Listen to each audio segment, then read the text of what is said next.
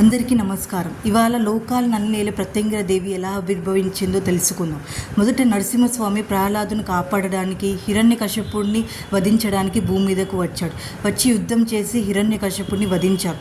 కానీ స్వామివారు శాంతింపబడకుండా చాలా ఉగ్రరూపకంగా ఉండి ప్రపంచంలో ముల్లోకాలను తిరగసాగారు. అది గమనించిన శివుడు వీరభద్రుని అవతారం తీసి స్వామివారిని శాంతింపచేయాలని ప్రయత్నం చేశారు. అయినా కూడా స్వామివారు శాంతింపబడలేదు. అప్పుడు శివుడు శరభేశ్వర స్వామి అవతారం తీశారు. శరభేశ్వరుడు చాలా భయానకమైన స్వామి, చాలా దైవికమైన స్వామి కూడా. ఆ స్వామి అవతారం తీసి శాంతింపచేద్దామనుకున్నా కూడా నరసింహస్వామి శాంతింపబడలేదు. అది గమనించిన ఆదిపరాశక్తి ముల్లోకాలను కాపాడడానికి, ముల్లోకున్న జనాలకు మంచి చేయడానికి మనకి ప్రత్యంగిరా దేవిగా అవతరించింది. ప్రత్యంగిరా దేవి చాలా మంచి దేవత. ఎన్నో హస్తాలతోటి మరియు సగం మనిషి సగం సింహంతోటి అవతరించింది.